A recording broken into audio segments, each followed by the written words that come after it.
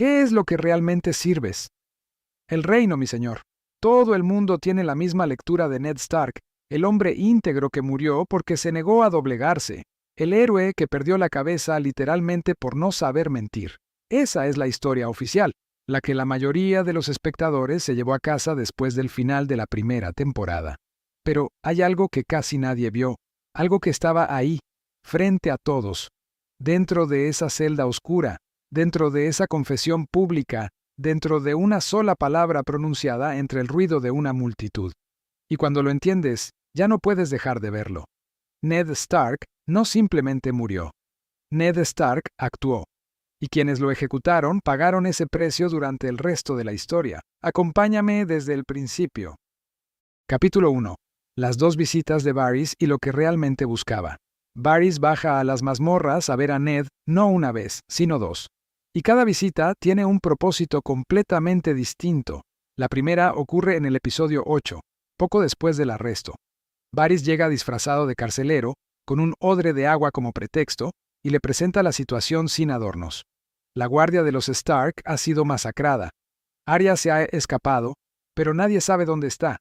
Sansa sigue comprometida con Joffrey, y entonces Varys le lanza algo que no es una pregunta sino una acusación. Le reprocha haber advertido a Cersei antes de actuar.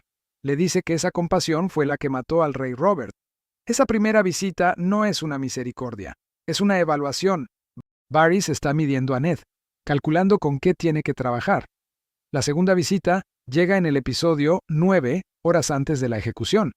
Esta es la que casi todos recuerdan. Varys le trae noticias, Robb avanza hacia el sur con un ejército, y Sansa ya se ha arrodillado ante Joffrey en plena corte para implorar por la vida de su padre. Entonces llega la oferta, confiesa la traición, jura lealtad a Joffrey, convence a Robb de retirarse, y Cersei te dejará ir al muro a servir en la guardia de la noche. Aquí está el detalle que se le escapa a casi todo el mundo.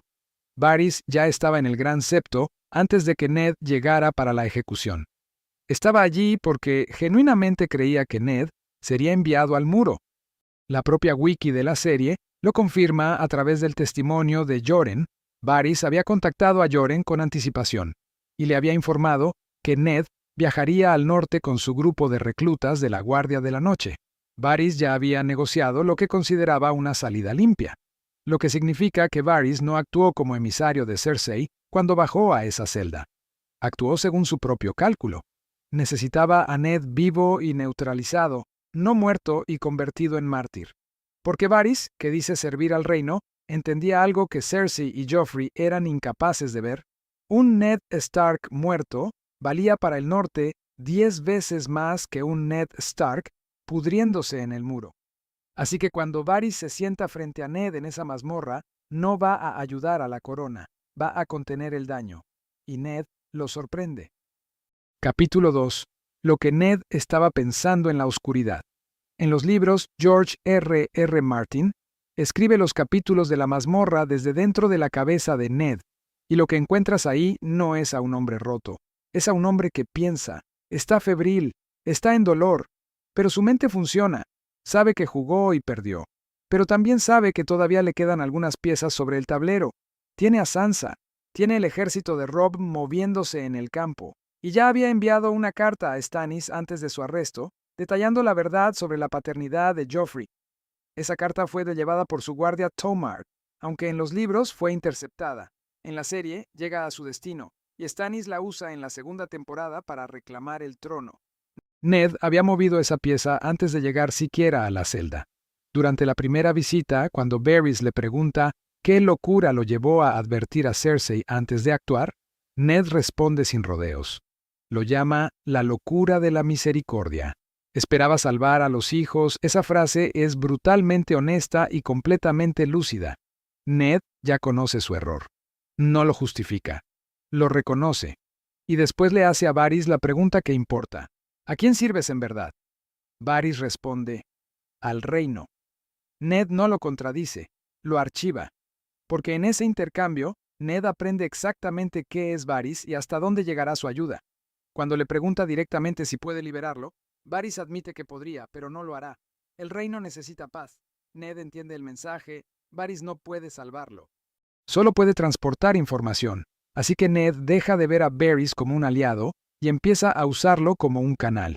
Capítulo 3. La decisión de confesar y lo que realmente quebró a Ned. La mayoría de los espectadores lee la confesión de Ned como una rendición, el hombre honorable que finalmente cede bajo presión, el héroe que se quiebra, pero presta atención a lo que realmente lo mueve. No es el miedo a la espada, no es el instinto de supervivencia. Es lo que Varys le dice en la segunda visita, que Sansa se presentó ante la corte de Joffrey y rogó por su vida, que su hija se arrodilló frente al rey niño y suplicó, y que esa misma hija todavía está dentro del castillo. Ned hace un cálculo, frío, claro, deliberado. Si muere maldiciendo a los Lannister, Sansa paga las consecuencias.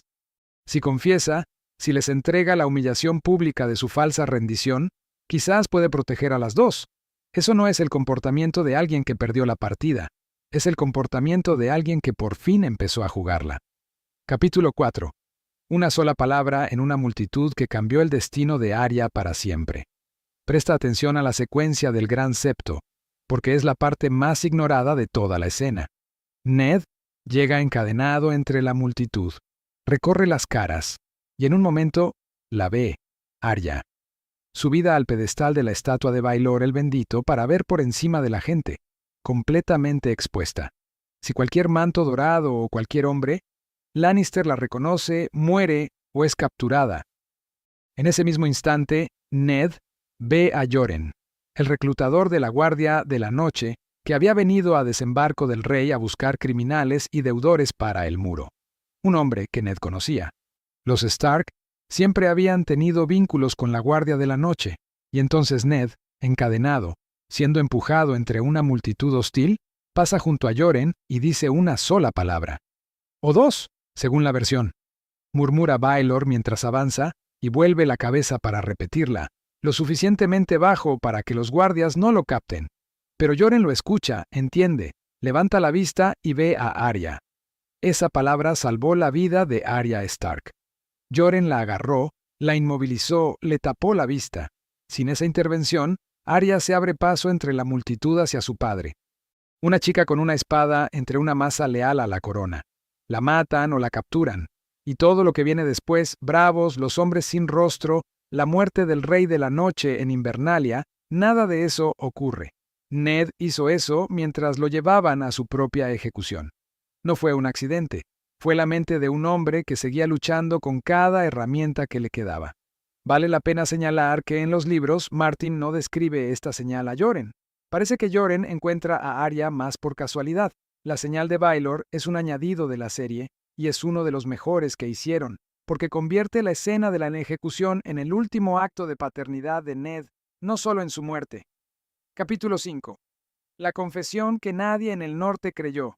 Ned declara: «Soy Eddard Stark, señor de Invernalia y mano del rey. Vengo ante vosotros para confesar mi traición ante los dioses y los hombres». Cualquiera que hubiera pasado aunque fuera una hora con Ned Stark, sabía que ese hombre no mentía. Su reputación de honradez no era solo personal, era política. Era la piedra angular de todo lo que representaba la casa Stark. Ned no traicionaba reyes, Ned no conspiraba, Ned no robaba tronos.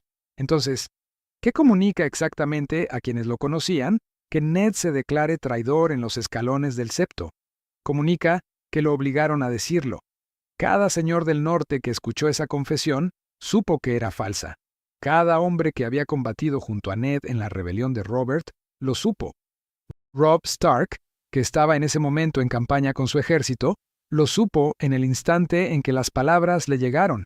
¿Y qué hace el norte cuando Joffrey ejecuta a un hombre que confesó bajo coacción? El norte lo proclama rey.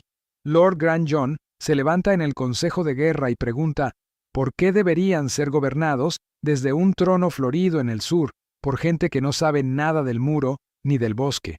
Y desenvaina su espada y nombra a Robb Stark rey en el norte. Casa tras casa lo sigue. La confesión que debía humillar a los Stark y pacificar al norte produce el efecto contrario, convierte al norte en una nación. Tywin Lannister llama a la ejecución una locura y una estupidez. Esas son sus palabras exactas. dichas a la cara de Tyrion. Admite que Ned vivo podría haber servido para negociar la paz con Invernalia y los gemelos, lo que les habría dado tiempo para enfrentarse a Renly y Stannis por separado. Tyrion, por su parte, dice que eso perseguiría a su familia durante una generación. Incluso Cersei, en temporadas posteriores, reconoce que Joffrey cometió un error catastrófico. Si Ned hubiera ido al muro, el norte no habría ido a la guerra. Pero Joffrey era un niño con una espada, y nadie capaz de detenerlo. Y al ignorar a su madre, a Varys, al Septón Mayor y a todos los que pedían clemencia, desencadenó la guerra que terminó destruyendo a toda su familia. Capítulo 6. Lo que Sean Bean murmuraba en el cadalso. Sus hijas están en la multitud. Sansa observa. Arya ha sido sujetada por Yoren y no puede ver. Ned se arrodilla, cierra los ojos y susurra. Sean Bean fue preguntado por ese momento años después en una entrevista. Su respuesta es más simple que cualquier teoría de los fans. Dijo que simplemente estaba rezando, que no podía ser demasiado específico porque no sabía qué religión existía en esos tiempos, en esa época, que pensó, ¿qué harías si esto te fuera a pasar de verdad? Probablemente rezarías, probablemente murmurarías algunas palabras, y las guardarías para ti. Fue el instinto de Bean, no un texto del guión ni un ritual documentado.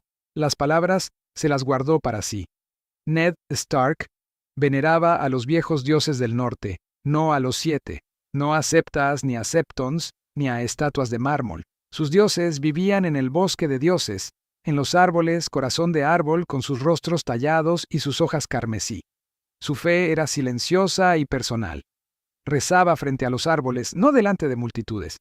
Así que, en su último momento, rodeado de enemigos en los escalones de piedra de una ciudad construida para los dioses de otro, volvió a los suyos, dijo lo que necesitaba decir en voz baja, para que nadie pudiera escucharlo ni arrebatárselo.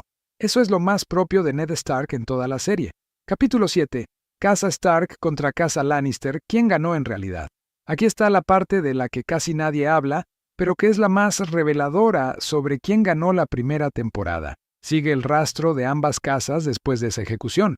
Casa Lannister, Joffrey es envenenado en su propia boda.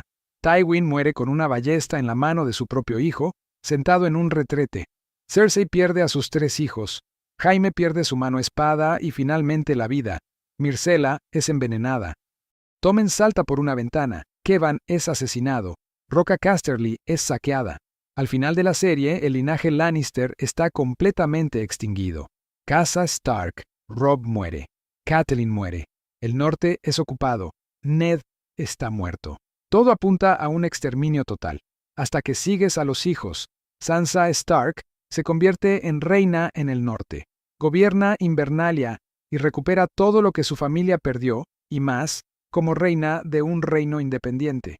Arya Stark se convierte en la persona que mata al Rey de la Noche, el acto singular más importante en toda la historia de Poniente. Bran Stark se convierte en rey de los 6 reinos. Jon Nieve, sobrino criado por Ned, se convierte en una leyenda en 2 continentes. Cada hijo Stark que sobrevivió superó a cada Lannister.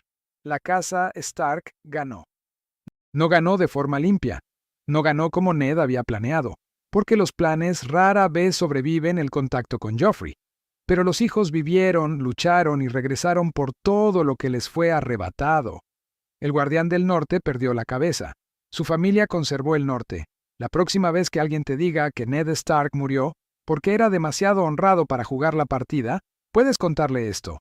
Ned Stark jugó la partida. La jugó en una mazmorra sin espada, sin ejército y sin aliados. La jugó con lo único que nadie en Desembarco del Rey podía quitarle, su reputación, que convirtió en un arma destruyéndola voluntariamente en público. La jugó en una multitud con una sola palabra que salvó a su hija. La jugó en el cadalso con una oración que sus enemigos nunca entendieron y a cuyos dioses no le debía ninguna explicación. No ganó el día que murió, pero quienes lo ejecutaron perdieron absolutamente todo en los años que siguieron. El invierno llegó y el norte recordó. Si eres de los que va más a fondo con Juego de Tronos, los libros profundizan aún más en los capítulos de Ned en la mazmorra. Martin te mete dentro de su cabeza, y lo que encuentras allí no es un hombre destruido. Es un hombre haciendo inventario. Si solo has visto la serie, vale la pena leerlos. Y si este tipo de análisis te interesa, cosas que la serie te muestra en la superficie y esconden algo más debajo, suscríbete, porque para eso existe este canal. Hay hilos como este corriendo por cada temporada, y la mayoría nunca han sido tirados hasta el final. Dale a suscribir, y déjame en los comentarios qué crees que estaba pensando Ned Stark en esa mazmorra.